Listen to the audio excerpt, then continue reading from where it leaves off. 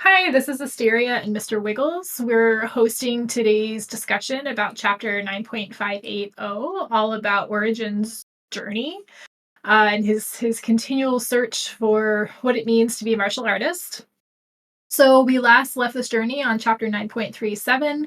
It started in 9.35, and just as a brief reminder, we kind of left him in the Lantern Lands, Worth Torab, contemplating this idea of what does it mean to be a martial artist and sort of searching for the next step of what does it mean to be the strongest, or kind of contemplating his philosophies as he's sort of approaching the next level up in his sort of journey of leveling.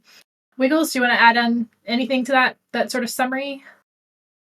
We also got some Erin in there talking to him, and Naravia posted a very interesting quest at the very end that kind of is meant to push Orjin forward, push Narhavia's fallen forward into a big conflict, it seems. So it seems like Narhavia has a eye on Orjin, so maybe we'll get some scheming next chapter. There's a joke in there about her origin story, but I'm not going to make it. But yeah, that's a nice sort of touch base on what has occurred in the latest part of Orjin's journey, which was in the current chapter we're discussing, 9.58. So let's get underway with general impression. Wiggles, do you want to take it away while we wait for reader commentary and feedback? Sure. I really enjoyed this chapter. It was a fun ride. Um I'm glad we're getting to the conclusion of his arc, and he Origin seems to have gotten some real character growth in this chapter in understanding, you know, martial artists aren't warriors, really. They're not. Their whole purpose isn't, you know, killing people, isn't fighting constantly. There needs to be something more to it that kind of connects it uh, to make it more than just a warrior. So I'm really excited for that. I love it how he's going home. I love seeing the Fury of Skies, whose apparently suggested pronunciation is Solo Zinethan. Solo Zinethan, Fury of Skies. He he is getting some growth to it. It was nice to see. And yeah, this was just a very great chapter. I'm excited for the next one, which is should end out his arc, and hopefully he saves Pomley. Though it's probably not going to happen in just one chapter. But yeah, it was a great chapter. I loved it. What about you, Asteria? What did you think? We'll hold my thoughts for now. Sidehammer, do you want to share yours? Yes, indeed. Uh, Great to be back, by the way. Uh, I thought this was a great chapter. I thought it rivals the bird chapter in excellence. I think maybe not the same hype, but definitely in quality, in my opinion. So any of them could have won. I'm just glad Wiggles finally got his origin story, and I have to say I really loved the the um, the the philosophy and the searching he's done. It was a well placed or paced, um, a well paced. I guess it's just a journey in his mind. The way he goes from the way he went from those questions to finding his answer. Uh, I guess I enjoyed the journey of that into the guy into the mists and fighting for or fighting his sins or the things he thinks of and helping Silas happen with his. Um, but you know me, I love Aaron's stuff the most. So it's really fun to see Aaron the second time. We had it from her perspective the first time. It was fun to see it from Origins' perspective and see how he was thinking about that whole situation. Him not being when like perturbed at all whatsoever about her calling him up out of the yard. I love, you know. out of nowhere and asking for a Christmas present or idea. I thought that was really funny. And I love that Garia and I can't remember the name of the anti-name who was with her. I love that he loved showing them pointers and giving them tips and stuff. That was great. But my favorite part was Toma, Mr. Wiggles, as he called him, was going to give it to me. But my favorite part had to be when Erin showed himself up, or showed up again after Buler, the, uh, the writer, or carpet writer. Um, and everything happened after that. Erin being this sort of, there's the word for it I think in Sanderson stories, where this guy keeps popping up everywhere in other people's stories. I don't know his name though, because I haven't actually read them. But I do know of the character, and I love that. I love Aaron popping up and doing little things, and just showing up in someone else's story, and playing a tiny small part, or putting a little that's a wisdom here and there, or just cracking a joke or dancing around. So I really love it when Erin does that. It's maybe second place after her badassness, but I love it most. So yeah, I really enjoyed it, and I hope everyone else did too. Well, thanks for your take. We're going to definitely get into some of the specifics that you mentioned that you really enjoyed for this chapter a little later on with the targeted questions. Bleach Soul, you wanted to share your take on general impressions about the chapter? Yes, I like the chapter in general. I really, really like the philosophy and the search for Origin for him to become a true war or true martial artist or whatever he wants to be. But I really, really disliked Erin's participation in this chapter. I felt it was unnecessary. Erin does not have to be in every plot point or most plot points. I I really needed Origin to find that by himself. I mean, of course, he needed, to ask people and stuff, but Eren did not have to be involved in this chapter. I felt. Uh, Otherwise, I really enjoyed the carpet. I enjoyed Spitty. Uh, yes, and I do enjoy. I was really looking forward to Origin, and I'm still looking forward for Origin to finish his arc. So I really liked the chapter. I just didn't like Eren's participation in it. Thank you. Thank Thanks you, for Bleach. sharing that. And Asteria, yes. we actually have a question about just that Aaron popping in on other stories. Do you want to do that question first? Yeah, that sounds great. I'm just going to wrap up with my thoughts and then we can go straight into that. So as Wiggles prepares that question, I'll kind of wrap up our general impressions with my thoughts about the chapter. Origin's story is, I think, of particular interest to readers because it's one of these sort of solo character point of views that's really kind of cool to see. Character, or like that kind of character writing is where Pirate really shines, where we kind of get an in-depth look at a character's development and their dreams, aspirations, all that good stuff. I'd say what kind of threw me about this with this chapter was the fact that we started with Origin be like, all right, it's time to leave.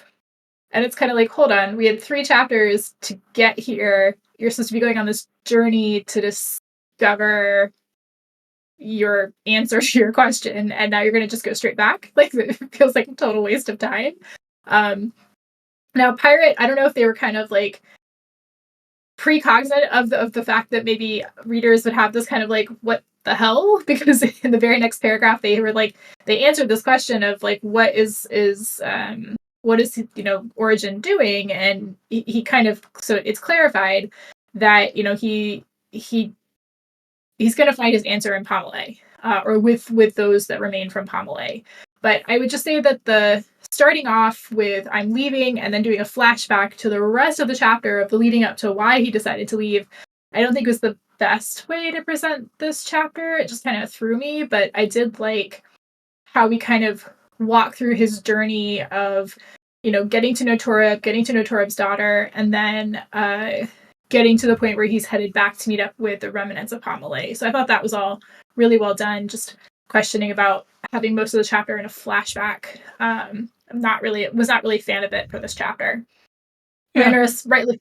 Go ahead, Wiggles. You were saying. I was just going to say, I was just going to agree with you that, as Randor says, Pirate often uses the flashback technique. And yeah, they do like that narrative structure where they'll tell you what's going to come and then we'll go through the steps of how it happened.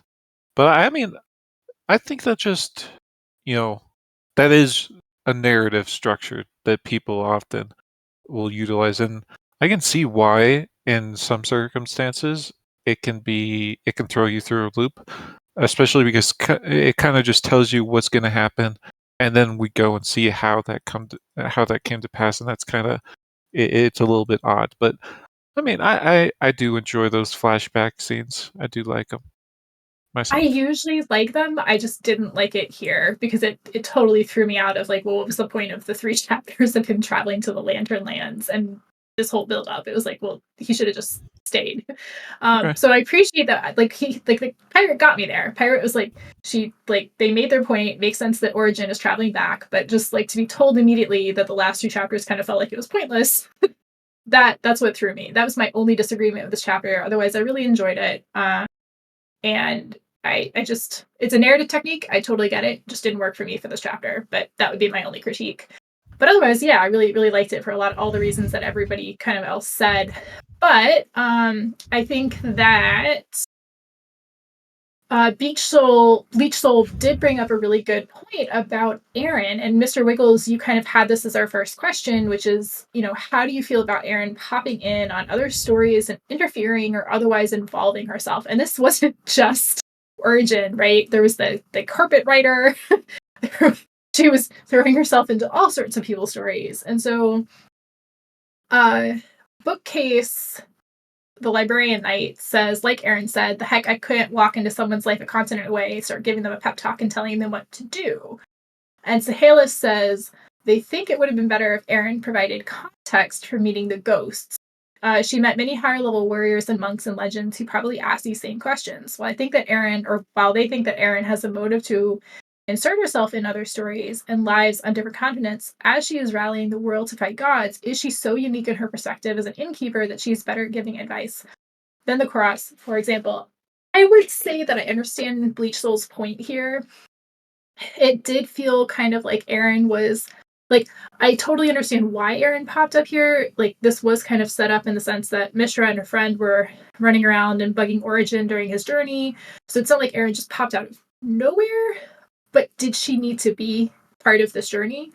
I would say no. She could have been a silent observer.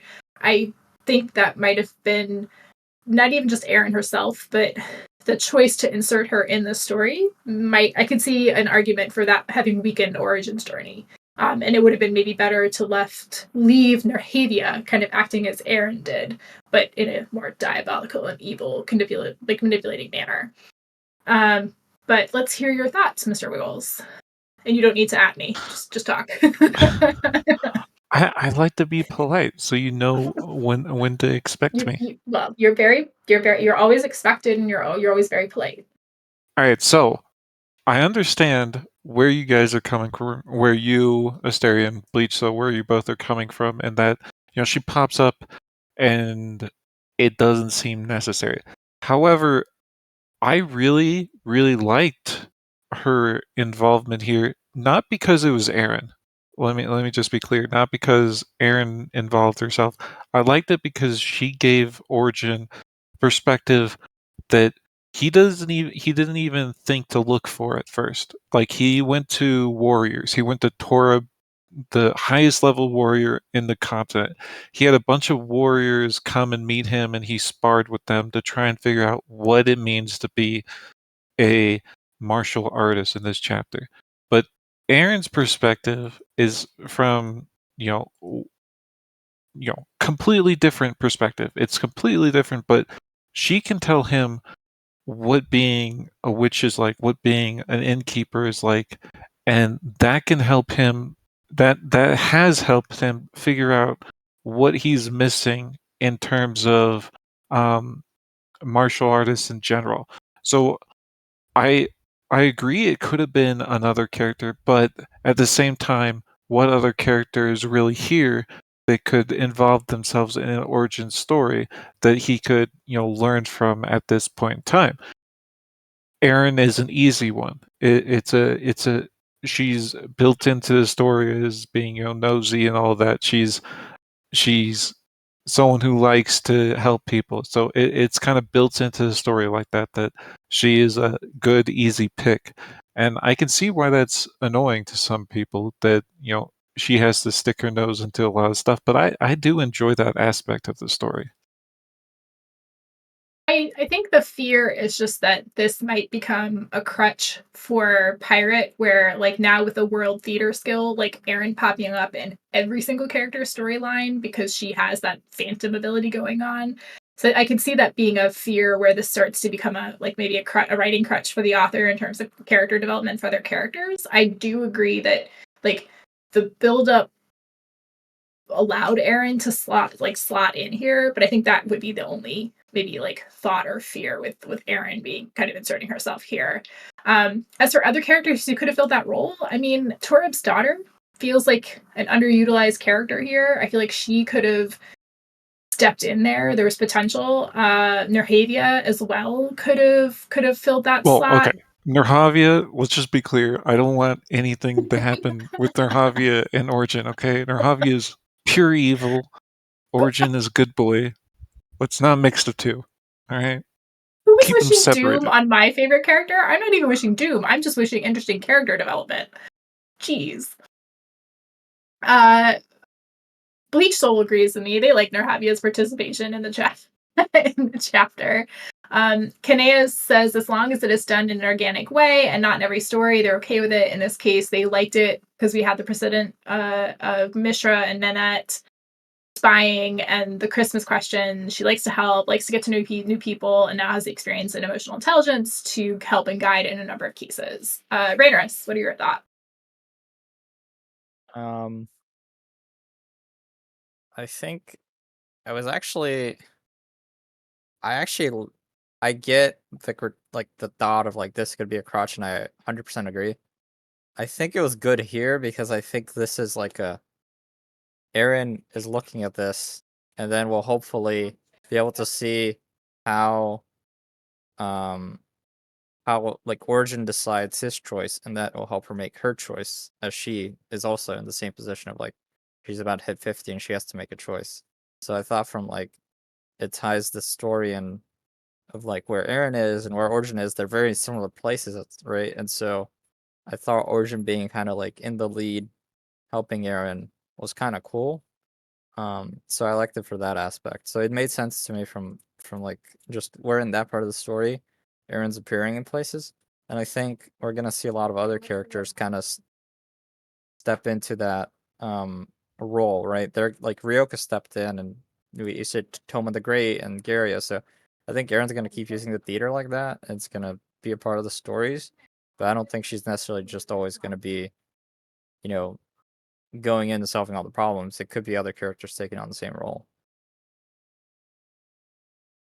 Thanks for your take on that. I think that you make some really good points. If you guys also haven't checked ACD live chat for distraction, now's your encouragement and reminder to do so. But continuing with live reactions and takes, Bleach Soul, what are your thoughts?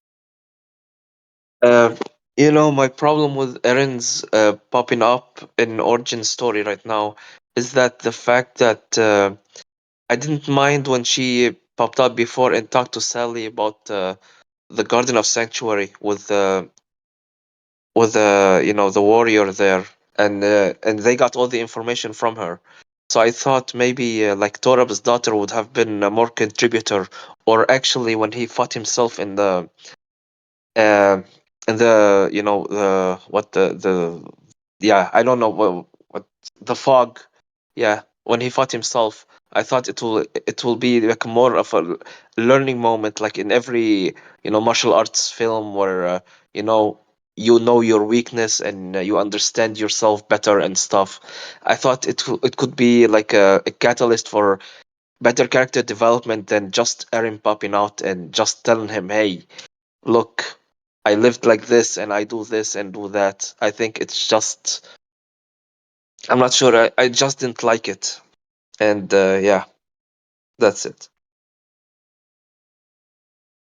I think it's a fair take, and like the cool thing about these discussions that we kind of get to hear everybody's point of view, and what works for some doesn't work for others, and it's just kind of interesting because maybe it opens readers' eyes to something they haven't otherwise considered, both good and bad. Bookcase grumbling that people putting a real world concerns about the author into what is narratively interesting. They wouldn't hate it if Erin did pop up everywhere and kept interfering. It's just so natural for her, and she does it so judiciously. So you got some people who are like all for it and want to see more of it, and then people like myself and Bleach Soul who are like, let's chill a little bit. Armchair General says they feel that Erin popping in is something that helps the story on subtle levels. It makes her extreme leveling more reasonable. Erin, that is. A lot of the story is happening away from the score. Allows story threads to connect back to main cast without constant scrying. Newscast. Windstream News was the old world's eye theater, and that she tends to push characters to look at things from a different way. I would agree with those points, but once again, Erin doesn't necessarily need to be in every storyline, and if she becomes that, it does feel the worry is that it could feel a little forced. But as long as there's sufficient like build up, like with Mishra and the Christmas stuff, it makes sense. Wiggles, do you want to read Sivseer and Mystical Pie's comments before we move on to the next question? Can't believe you pawned off the super long one on me, but okay. Sivseer says... You know I'm always going to find a way. Sivseer says, personally, I like Erin's overseas intervention chapters. We get a few of them over the story. Estem is the first of them, and her sending penicillin in volume 7 was another. If a character can do something, they should do something. I'd be more annoyed if Erin didn't randomly appear everywhere. Would really like this to backfire on her one day. Arguably, the Blood Feast was just backfiring on her, but that was really Norman's fuck up. I think Erin's intervention works this chapter because her perspective was important. Erin learns the most important lesson way back with that frost face she touched. Magic is. Erin's story is one of magic, not the magic of mages, but magic. Orjin is blind to magic. He has the same blind spot as a Wisdom mage. He thinks magic is simply what a mage uses. If Erin didn't have that insight, I think it would have been a mistake, but this time she did. Yeah, that's a lot of my feelings too, and quite a few people have reacted with the blob yes to this particular sentiment. But yeah, it's she provided a very unique perspective, and that's why it worked for a lot of us, is because she provided that perspective. If she's just popping up and just to be a nuisance and not actually being involved outside of just being there, it's not as nice as it was here, I feel. Mystical Pie says, I feel like it made sense in this case because of previous contact with Orjin / Sally, but I don't really like Erin popping up everywhere. And Bookcase corrects Sivseer by saying oscillium. Yes, that was the penicillin in-world thing. Bleach Soul is leaving. Goodbye, Bleach Soul. And Asteria, I think... Okay, you have another question. There you go. Yes, because much to my joy and the promise made more than a year ago at this point during random authors AMA, we have romance. And it's not negative, Yeah. we're sad. So we had romance. So the question is sort of, this has always been met with I'd say two camps of thought. You either love it or you hate it. Pirate has been sneaking in romance across various chapters, and I just want to do another read on readers. How are you guys feeling about this? How did you feel about the failed flirting between the Fury of the Winds with Torub's daughter, and then her with Orjin? Did this work for you? Did it not for work? How are you feeling about romance as a genre popping up in the Wandering Inn? Bookcase points out, yes, Orjin and Torib's daughter, it was not a failure. Orjin, I don't know if he so succeeded as the daughter succeeded with him. Dart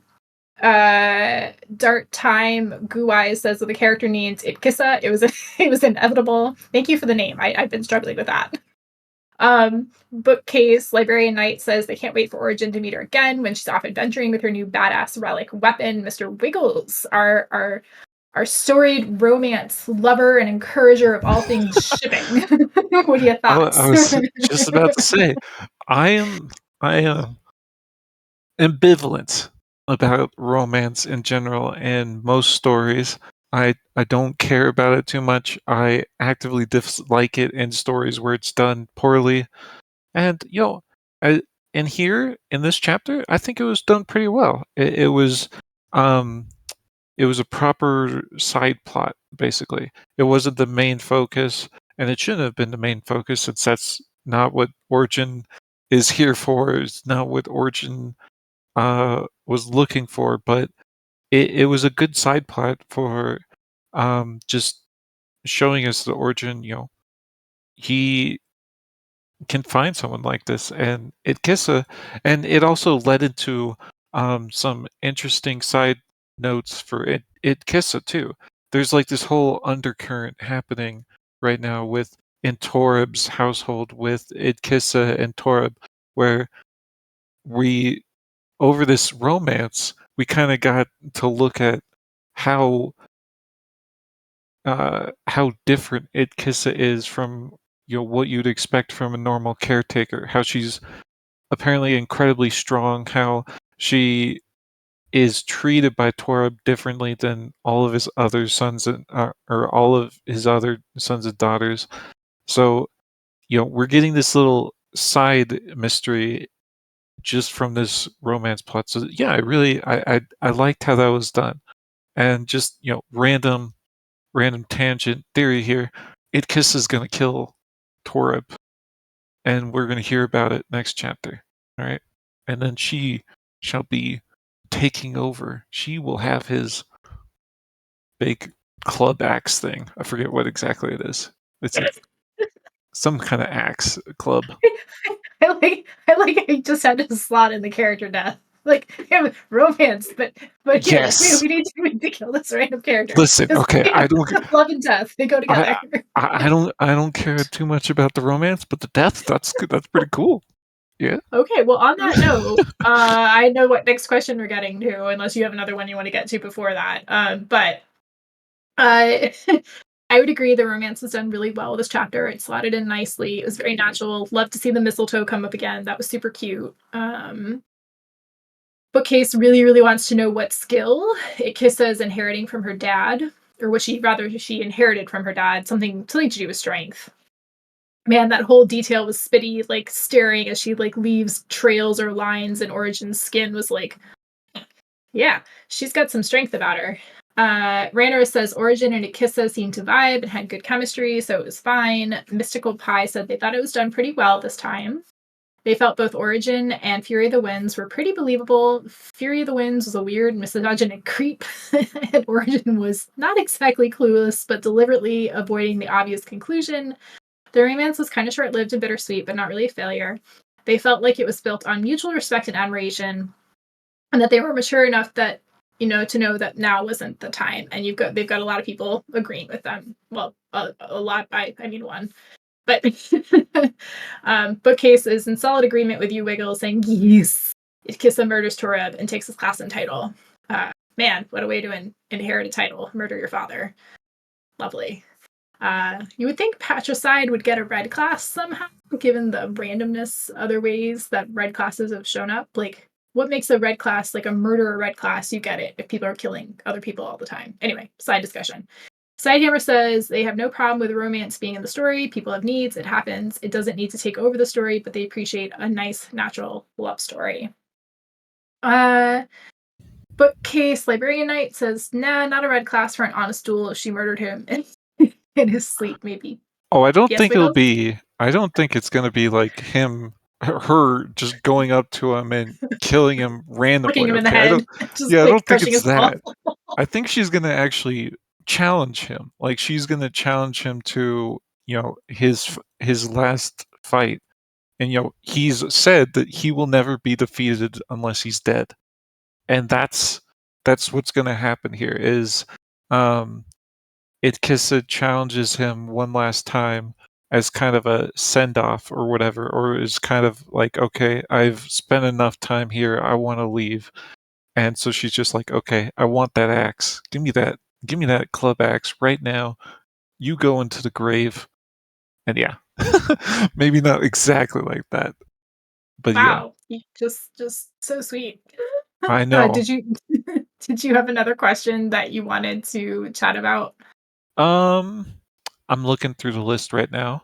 What was the question you would oh well, here's Sivsir So right now. you you brought up a great point about like what is going to happen in the next chapter, and Pirate kind of like there's a couple questions that touch on this, but questions 8 and 9 were kind of what I was thinking because it was a nice Alright, segue we'll do into that. those.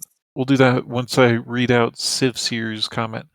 Okay. Sivsir says, "There's of course only two romances I'm completely invested in: Relkin Valley and Erin and Nerhavia."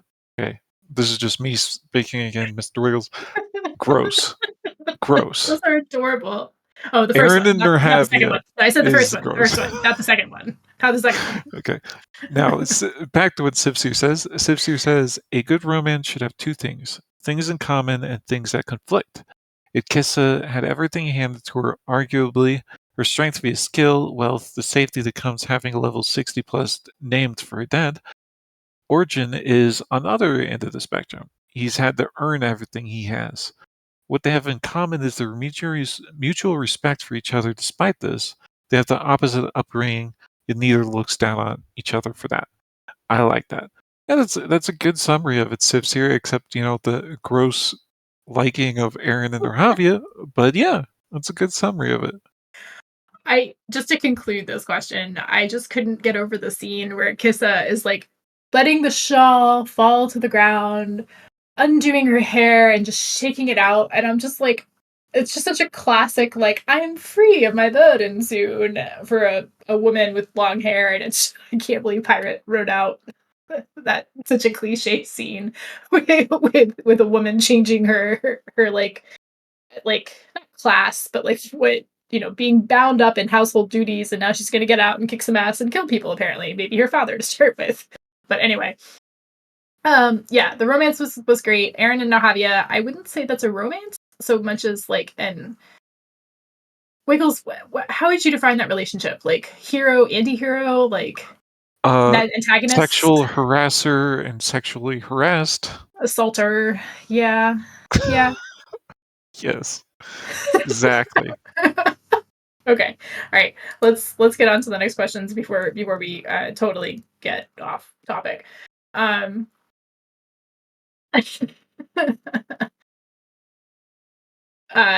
says Nerhavia is the double offering Faustian pact.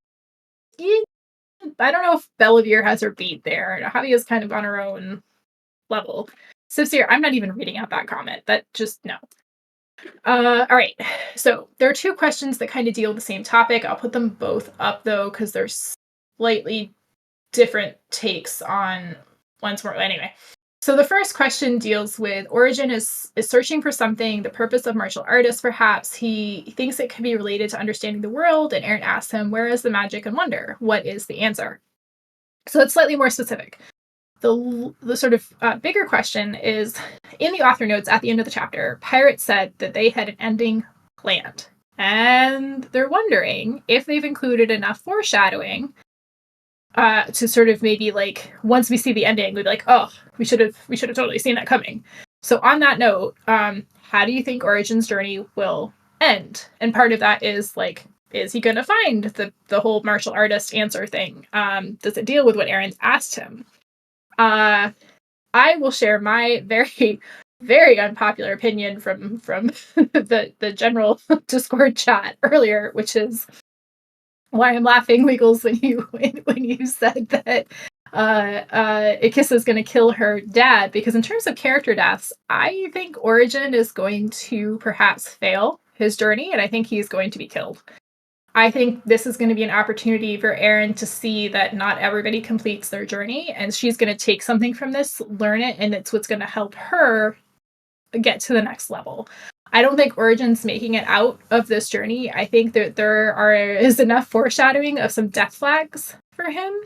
The whole buildup of tales and myths and legends and bones in the sand. Not all the old myths and tales ended up with the hero completing their journey. A lot of it ended in death as warnings for people who were coming later. So I think that's where the story is going. I think this is going to be a kind of tragic end, and someone is going to pick up an Orjin instead and keep going. Rainerice, your thoughts before Mr. Wiggles slaughters me. That's a really interesting take on. I mean, I think it's possible. I feel like Pirate has mainly done that recently with like one-off chapters, so like Fifth Wall, and then the Splatoon chapter, or Spittoon, the big ship chapter. So I feel like they haven't gone in that direction in a while for a non kind of like one-off character. I guess I could see that happen in this area. I just feel like I feel like the solstice is gonna be that. So I just don't feel like they're gonna I just don't think they're gonna like start, they're not gonna like, I guess this is a meta way of thinking about it, but they're just not gonna like have a big sad chapter before the actual big sad chapter, if you know what because I just feel like Solstice, the way I see it, is gonna be like similar to like Volume 5 ending, where it's just gonna be, you know, really brutal. So I just don't see that happening right now. But my thoughts on Origin is that he's gonna get the philosopher class. I think he's gonna be like a martial philosopher. He's basically gonna be like cultivator, but like not called cultivator. So because like a lot of the stuff he was talking about, like, oh, I have to like understand stuff, and then like balance of the stone, and balance, like understand like all these things and wanting to learn. That feels like a very like philosopher kind of thing. So, and he's already got like some monk aspects to like his skills and stuff. So I think that's like a path forward where he like has the understanding. And if it's like, I mean, if he basically bootlegs cultivation, he's gonna be incredibly powerful. So that's the way I see it going. But I mean, I could definitely see him failing on his journey. But I would say there's other characters who I thought were way more likely to end up like failing, and they didn't.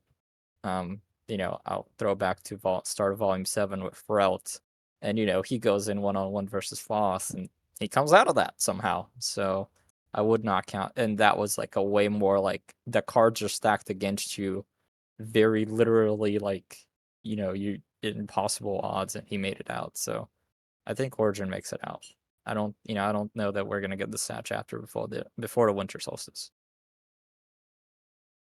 Okay, so some good predictions. I would say that Origin is less like Relt in the sense that he seems like he's more positioned to succeed, whereas Relt was definitely like a 1 in a million shot. And that's kind of like you play with that, I think, as an author as well as like storytelling, where the 1 in a million shot usually succeeds, and the one that's kind of positioned to succeed, maybe not so much.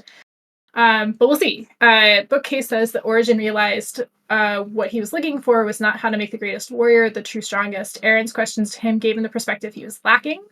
They also see Origin dying. They mean Norhavia certainly knows that having that chance to fail is important, and she didn't need him to survive either. She just wants someone to win the quest. Second question, they love the foreshadowing we got at the end of the chapter. They think if Origin had received the quest before he got on the carpet, like when he first met Norhavia in the Mists, that would have been interesting to see how Erin interacted with him after he gets the quest instead. Wiggles, you've been very patient, and why are people bonking you? Probably because I pinged you instead of just talking like you told me Oh. to. Which I'm still going to keep doing. I don't care if you bonk me. Anyways, I don't actually 100% disagree with you. I could see Origin dying at the end of this to kind of as a self-sacrifice for um, what he views as core of martial artists, which in a lot of ways.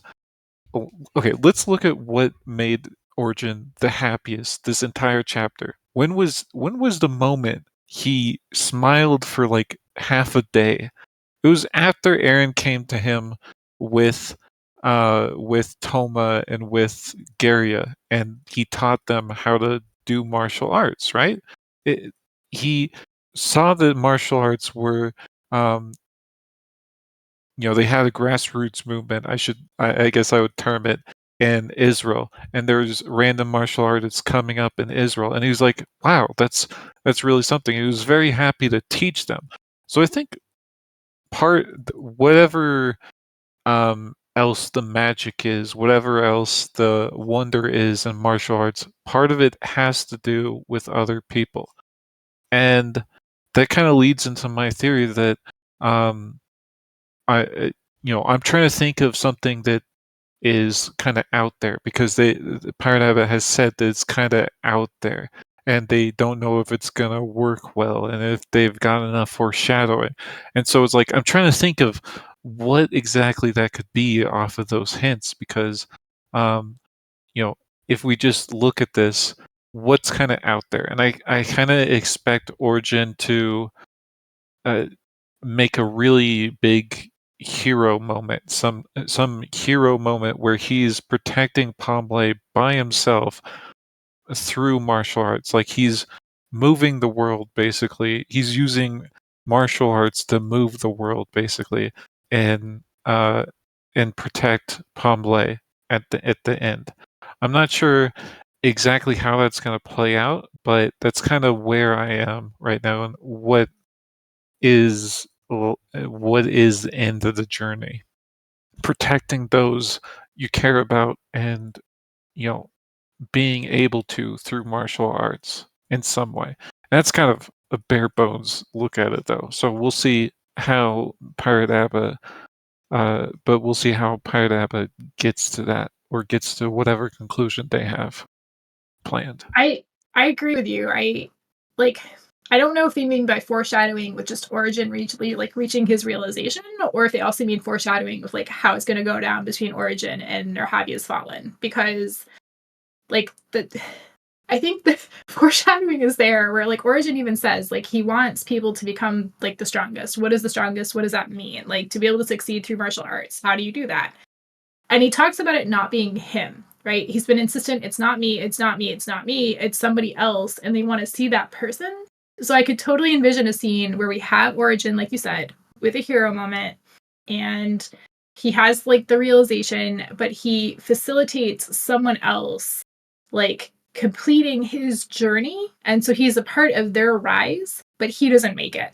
And for me, that's where the foreshadowing is pointing. And in terms of like tragedy before the solstice, which, might compound on the tragedy, it's been a while. It's been a very long time, but we know Pirate's really, really, really good at hitting it where it hurts and making us cry. That was like volumes 1 through 3, maybe 5. So I wouldn't put it past them, honestly. And it's been a while. We're kind of due. But anyway, those are my thoughts. Wiggles, did you want to read out Civ Siren down? Sure. Sivsir says Origin's mistake is he's focused on one half of his class, martial. He's never explored what it means to be an artist. He wonders what more he has to offer than killing, but he should be offering art. Nearly gets it when he talks about making ultimate style something that can raise anyone up to greatness. He sees that as his gift, but he fails again because all he sees is giving people a means of violence. Way to reach greatness, but it's only strength. There's no art, magic or art in it. Yeah, he does need to start thinking in a more esoteric kind of way, in a more emotional kind of way, where he's not saying the practicality of it. He's saying what it gives you. And we've actually got a moment of that early on in these chapters. I think it was in 9.36 where he was, practicing with the sand and the colored sand in his tent. He did that because it was actual legitimate practice, but at the same time that's kind of just a magical moment for him. That's something magical, artistic that he can do with the martial arts itself. Bookcase says, "Oh yes, Origin finding his magic and teaching would be so cool." Yeah, I think that's going to absolutely be part of it because that was one of the first times we've seen Origin super happy, was just learning that there were people out there who want. Um, okay, sorry. Bookcase says, "Ooh, ooh," not "oh." Okay, there you go. Oh, oh. Anyways, So you just said it was ooh, but then you went oh I anyway? know. Ooh, oh. He. It looks like oh. It doesn't look like ooh. Ooh would just be O's, no H's. I agree. I agree with the original reading of that. Anyways, I lost my train of thought, so I'm just gonna read on. Armchair General says, "I feel like the destruction of Pomley was our token L for Origin. He already declined the level 48 Magic Bane consolidation, so he needs something different. He's going to learn something about power. Narratively, we need the world to level up, relearn lessons of old, things like the old faith, magic aura triangle." I have a whole rant about that whole triangle theory but I'm not going to get into it. I'm not going to get into it. Anyways, Sidehammer says, Nerhavia declared that no one would remember Origin if he failed. We know that's not true. Erin is directly opposed to that notion, remembering those that were lost. It would go against the theme of the story to kill Origin before the finish. I don't know if it would go against the theme, though. I do agree that Nerhavia's an evil viper lady, so she's gonna say whatever she wants to say. But Actually, that's a question for you. Do you think people show up in Erin's garden if she's only met them through her little world theater and not in person? absolutely, absolutely, it's like this. It's like her ghost meeting them, basically. As long as she knows them, I don't think person-to-person contact matters at all. As long as she knows of them, she will include them in her garden. And Yeah. I know you hate Nerhavia and you're like, she's evil and snarky and mean, but I do hope she proves to be a complex character. Yeah, Bella has kind of fallen into just I'm evil, 80s cartoons evil. It's just kind of comic at this point. But Nerhavia has the potential to be still this complex, not completely evil, but complicated. Yeah, if you were in a world for 2,000 years, you could see her starting to play with puppets and things. I kind of hope that Oh she yeah. continues to I participate in Origin story. I think it's kind of cool. I think we've already seen part of that with her kind of realizing that once she came back from death, she needed to change. She definitely. I think she's going to do things in a different way, but I mean, fundamentally, she's not a good person, even with Yes. that.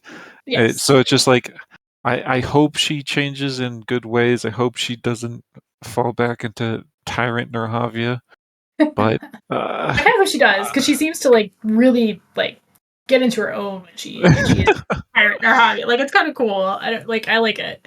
She's very dramatic, but yeah. not dramatic, but I don't know. Her in the Deadlands was hilarious. She was great. All right, But let's read these out. Sivseer says Erin can fix her wheels. Okay, sure. Sivseer, sure. Erebur says Nerhavia is definitely complex. She just offered to give Origin, arguably enemy of her nation, her favor if he beats his quests. Nerhavia that just was wants kind to. of cool. Sorry, I just want to point out, that was kind of cool that she's poking at Nerhavia's fallen. She's got plans within plans within plans, and to see her poking at them from all sides to bring them down, I don't know. It's good plot writing. Erebur also says Nerhavia just wants to kindle flames to beat the gods. She's willing to be the villain to do that.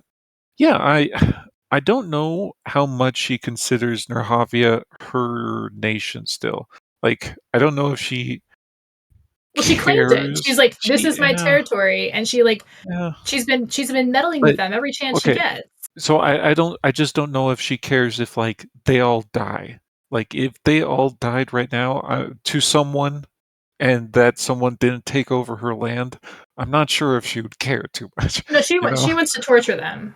Okay, there's a little bit of torture in there for her. Yeah. All right. Bookcase says no. Not all tyrants are villains. Oh, sorry. Hashtag not all tyrants are villains. Yes. Thank you for your Twitter speak. Oh, sorry, not Twitter. X X. speak. Oh, X. So cool.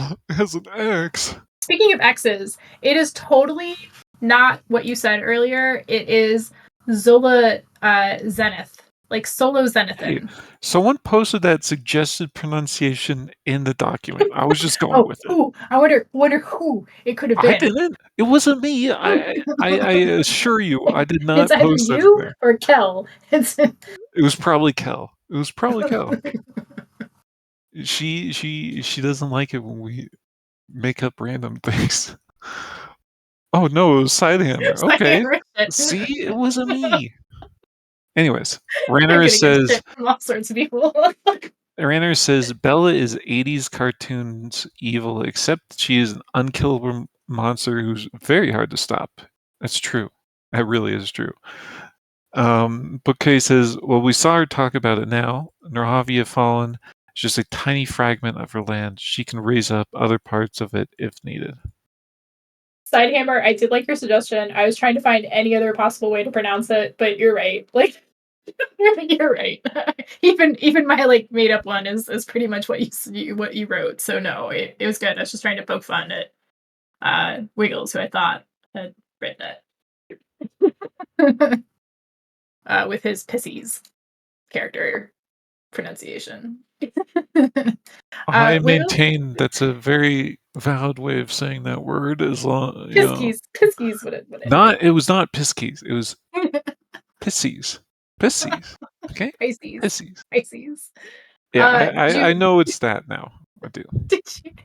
Did you have another question that you wanted to chat about?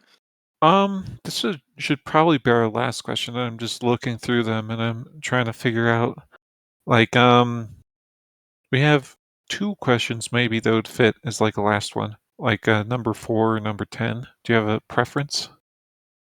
So 4 is kind of like prediction. I think 10's we talked about Erin. Let's talk about Chandrar. Okay. Okay. Oh, and just while Wiggles is getting that prepared, there was a question about did we know that Norhavia had the ability to make quests? Yeah, that was like a couple chapters back where the system expanded quest giving to all rulers. So not just innkeepers, but rulers could make proclamations and quests. And so Norhavia now has that ability, presumably because she's still a ruler of something. I think the question is more along the lines of like ghosts until earlier in the volume, Norhavia did not have access to skills, basically. And so, it's a question of, do ghosts naturally have access to quests? I think they do. She's been using her skills, I thought. She used a skill in volume 8, but when she was a ghost of As Crashes, she hadn't used any skills that we saw.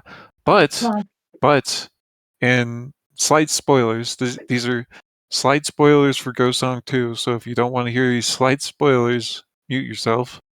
Anyways, in Grave Song 2. Yeah. Mute your audio. Sorry. In Grave Song 2, we learned that ghosts can get their skills back through some kind of ritual. So presumably Norhavia did that ritual and got her access back to the system. Anyways, let's Sir Bear says she used a contract after the chess tournament. That's true, but that could be more of a physical thing. Who knows? Anyways. Bookcase says solo oxen Ethan. What? How did... I don't even Bookcase. know. That's a bad one. That's a bad one. Don't even know. Okay, on with the question. You want to read it out since you chose it? Yeah.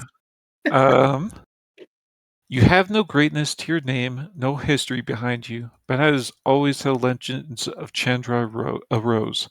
Since Volume 1, Chandrar has been the continent of stories and larger-than-life characters. Is Chandrar a more important continent in terms of in-world politics? And is it more fun to read about? I think I'll just hand it over to you, Renner, since you had something you wanted to say right away. Yeah, it was like instantaneous. I was just gonna say, I feel like Chandrar has a bad rep because in Volume 4, we got stuck with the king perspective for a while and everybody hated it. It was like the Geomancer arc and like Floss using Army of the King, even though like that was a huge deal, but actually wasn't like, I don't know, it was just that skill hadn't been worked out yet, I think. But I think ever since that arc, like once we established the groundwork, I think Chandra has just been like pretty good. I feel like all the Chandra stuff has been pretty fun. So, um, and yes, it has the larger in life characters for sure. Um, is it a more important continent in terms of more politics? I would still say no. I mean, Floss is there and Empire Sands is there. I guess, I mean, Rochelle is there too, so that's pretty important, but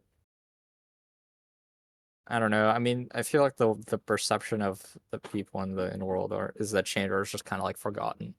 And I mean, yes, we're getting some views into it, but overall, it's kind of been forgotten. I think part of it's just that. Yeah, I mean, I It, feel like it's just so unstable. So like, Floss was able to like unify it, but then and that was a big deal. But ever since then, it's been so unstable. So like, none of the big names out of Chandra are really making splashes anywhere else. I think that's a good point that you bring up. That like it is kind of unstable, but in terms of like, and we even got to mention this chapter, right? Like big names in world where everybody in the world knows their name. The last major one was Floss, and he came out of Chandrar. So you would think that Chandrar wouldn't be so forgotten. It would be kind of on everybody's minds because it's like, oh, the last person who tried to conquer the world, they came from that continent. So I think you're right that it is kind of weird how people don't like how the perception of Chandra, because you would think of like Chandra as being more people would be aware of it and like worried about it since Loss is now running around there again. Um, Ranaris, what were your thoughts about this idea of it being, the continent of stories and legends when we have a literal country in Chiandria that's supposed to be the country of stories and legends? Well, I think every continent kind of has their own propaganda that they're the best continent. So I feel like Nerhalia being from Chandrar is kind of like hyping it up. I Ah, also just want to add, I think it's kind of by design that they're kind of forgotten. I think Rochelle probably has an ability to like influence perception, so they're kind of running I guess like keep it quiet kind of operation, right? Because like they make them, they're do their best business when nobody's really focusing on them. They're just kind of like in between the cracks of the wall, kind of like it is in the Drake cities. They're just, they're kind of just under the surface, like always present. And if there's a lot of mhm. focus on them, people are kind of like, well, we don't really like the slavery thing. But if there's not a lot of focus on them and on the continent in turn, they can just kind of do their own thing. So I think I think Rochelle does have the ability to influence the perception of the continent, and they probably do that. In terms of the myths and legends, I feel like, I mean, yes, like it's a desert continent, so it's like things get buried in the desert, but I mean, I feel like every continent, outside of maybe like, I mean, Belarus would be maybe like the one where you're like, oh, there's not the typical fantasy setting to where you have the Mhm. legends, but Belarus is just so unstable as well, where the great companies are just literally like going at each other. So there's just too much like the there's too much like uh, like too many high level individuals for you to not pay attention to it. Yeah, no, I get what you're saying. Balaros actually, if we're thinking about typical fantasy settings, Balaros reminds me of more like the mercenary style fantasy books. Those I think were popular in like the 80s, maybe 90s, before we kind of got more into like detective noir modern day setting. Balaros seems to be more like the mercenary companies, and that was very popular, I think, in the 80s in Fantasyland. Anyway, but I would agree with you. I think you're pointing out how Norhavia is totally biased towards Chandrar, and it was her that kind of prescribed this idea of Chandrar is interesting, and I think you're right. Like every continent has its own kind of propaganda about like continent and legends and stories and myths. Chandrar seems to have a little bit more of it than maybe others, but yeah, Tiandria seems to give it a run for its money. Let's see what others had to say. We have discussion from Bookcase. Okay, apparently I was supposed to say Solox and Ethan, but Sol and Sun are different words. Bookcase. Okay, enough with name pronunciation. Sivseer says Chandrar to them isn't special compared to other continents. They're just more up their own asses.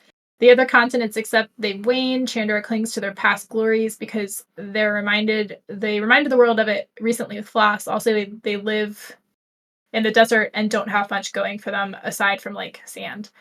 They're not all desert. There's a good chunk of it that's like just straight up glass. And you got Jakras, the land of rivers, and amazing dual rulers.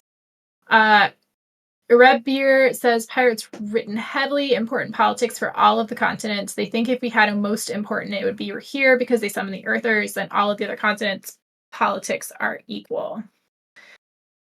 Ooh, got lots of discussion about this. Okay, Mystical Pie says Chandrar seems pretty isolated. Outside of Rashal, they don't think they have too much interaction with the outside world, other than when they have some crazy conqueror that manages to leave their shores. They think that there's much more interplay between Chandrar and Israel, but outside unique circumstances like Vedohap, going to Israel, they don't really have any influence beyond their shores. It is fun to read about, though.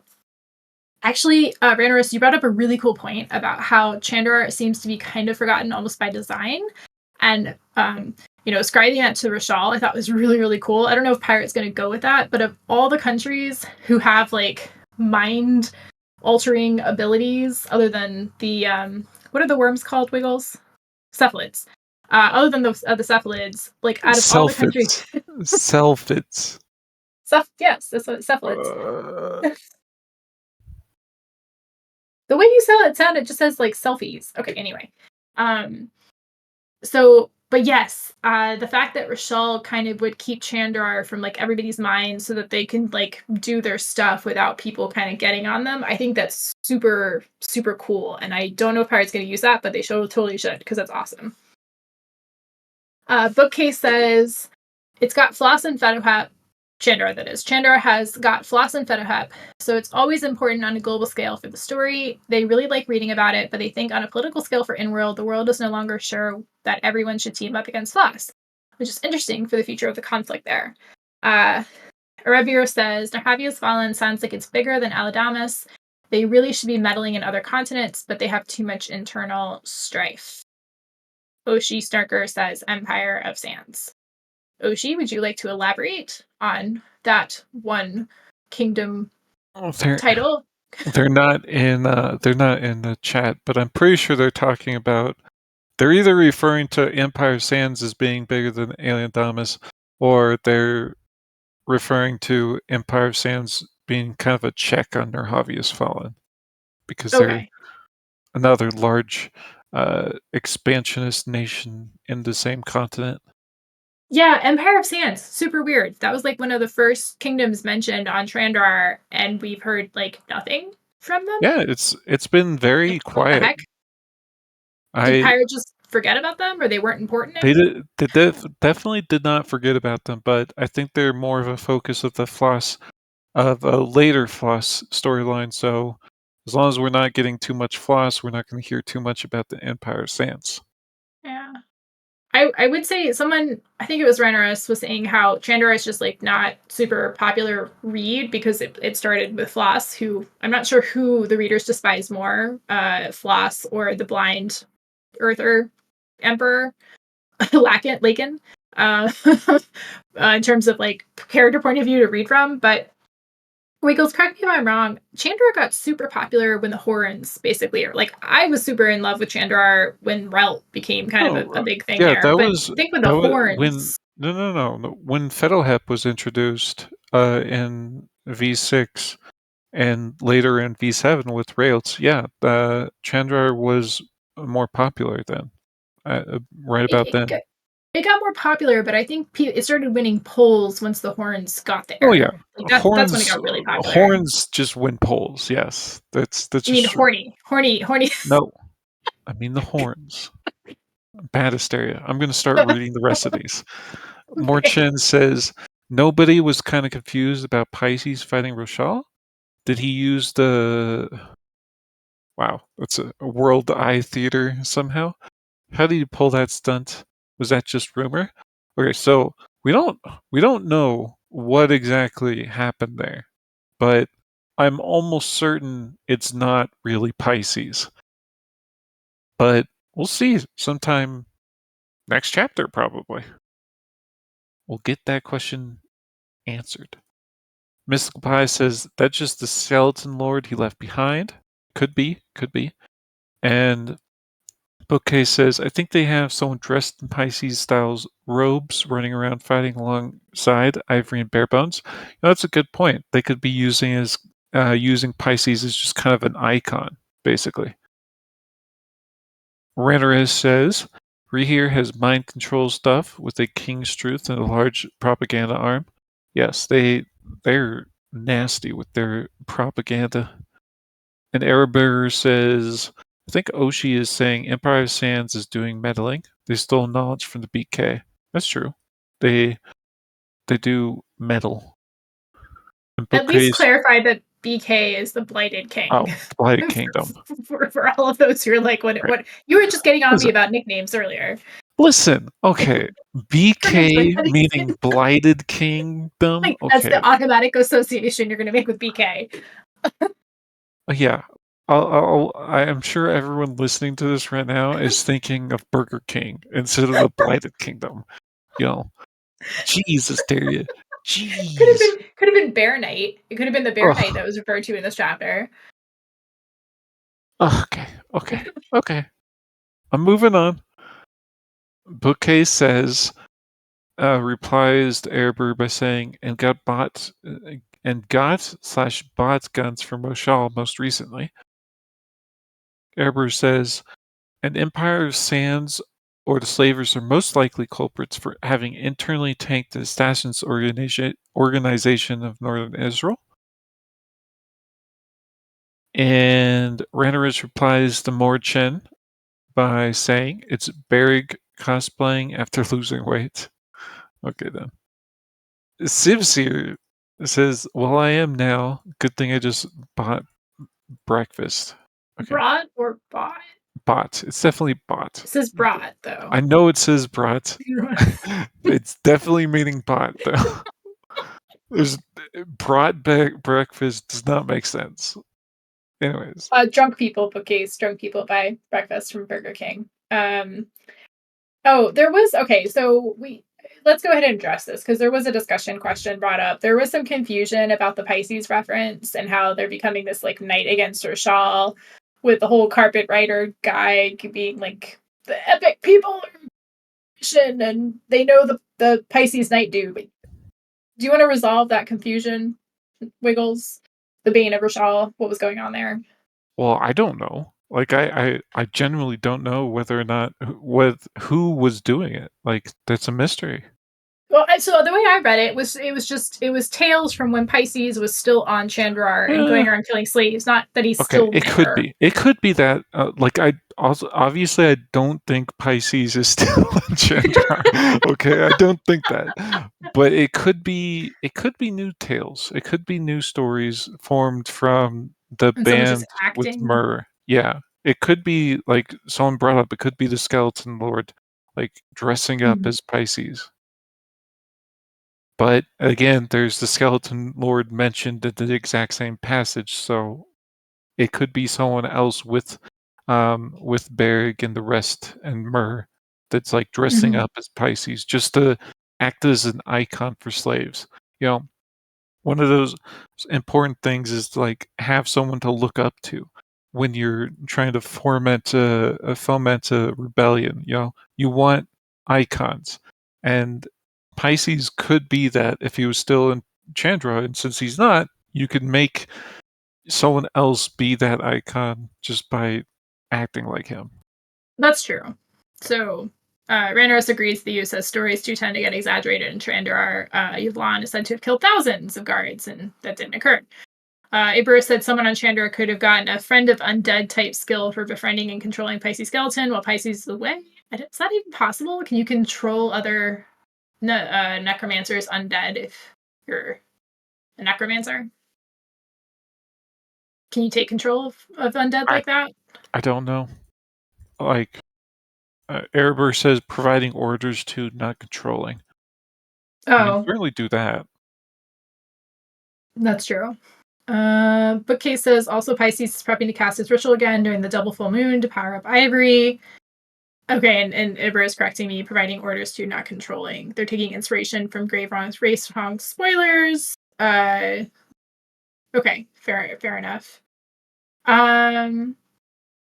Sarah Bear says Ivory was somewhat independent and could do stuff himself. Mystical Pie says, wasn't Ivory semi-autonomous? Pisces is clearly not giving him instructions day to day. Sarah Bear says they think the half elf kid is Pisces. Oh, okay.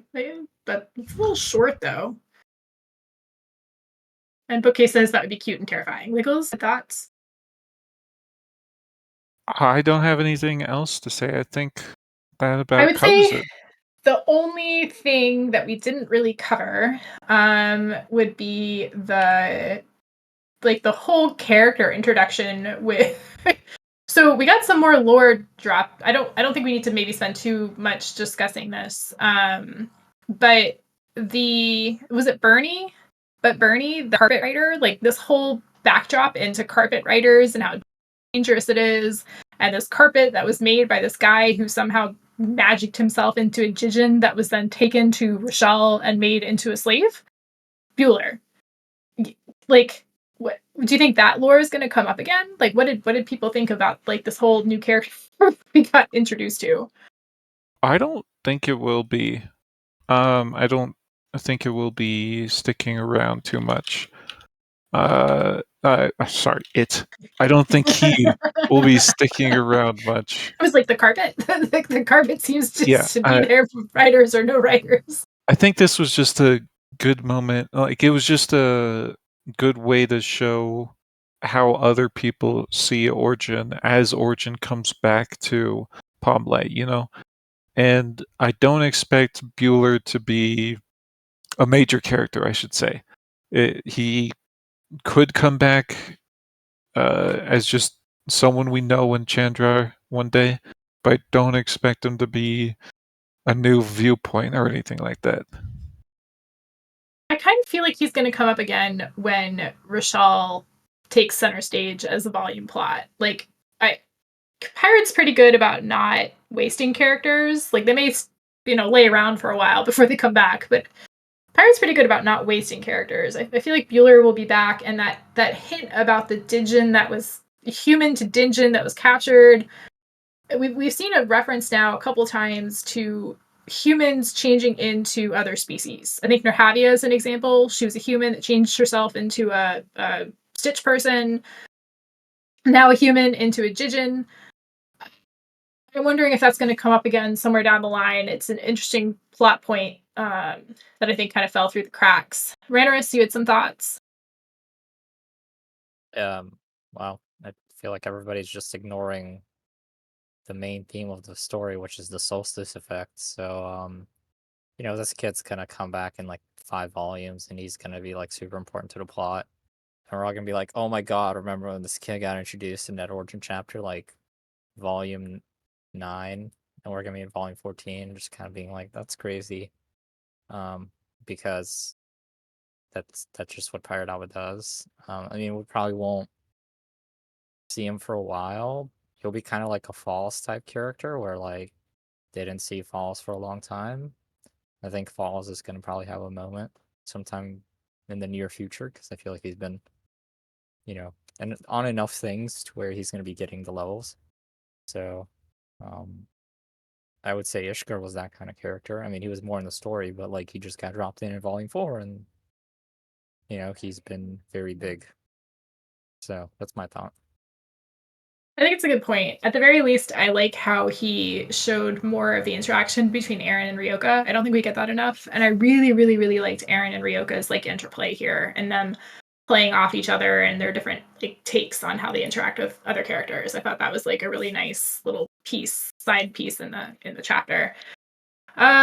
Some thoughts from others. Mystical Pie says they think he's just a kid that appears in this chapter. They doubt we will ever see him again, but maybe we'll see the Digin at some point. Maybe he's one of the perspectives we get for reactions when Orjin is successful or dies. Eber thinks that Pabba wants us to take us to the Dinjin city someday. Bookkiss says, free the city! Sivseer says they think Buler is going to be the first person to get a restraining order against Erin. When I don't know. There's a lot of people in the score that might beat him out. Dart Time Guai says they think this will be Bueller's origin story. I love it. Dart Time Guai. Part-time goose. It says D. It's a D. It's not a P. I know it's a D. I know it's a D. It's upside down. What? Then if they want to read it as a P, they should put it as a P. Just be lucky I didn't ask you to read off the pun this time. Aber says maybe Pirate just wanted a courier on Chandrar. We have a courier on Chandrar.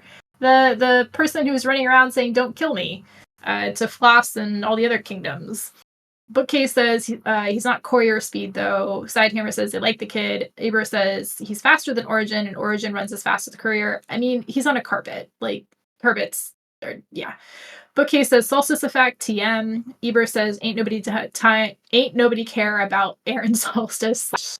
Sarcasm. Sahala says Yazdil is both a human and a Naga, and cephalids at Wistrom are interested in shapeshifting, but it's even more wild to think a human could turn into a Digin of being separated from the system. And you've got a question mark on that. Yeah, I wonder if this lore is going to pop up again when we get to Digin. Genie? Am I saying that? Is it genies or Digin or Wriggles? I don't call me Wriggles. Wiggles. I said Wiggles. I said thought Wiggles. You said no, okay, I did not. anyways. I say it on purpose. I assure you it's not Digin, but I'm not sure if it's genie or some other pronunciation. Okay, the dictionary says Ginny. Oh, yeah, of course. Okay. Ginny and Genie. Jen. Well, Sidehammer saying it's Jen. Here, I'll link you to the page so you can listen to it yourself.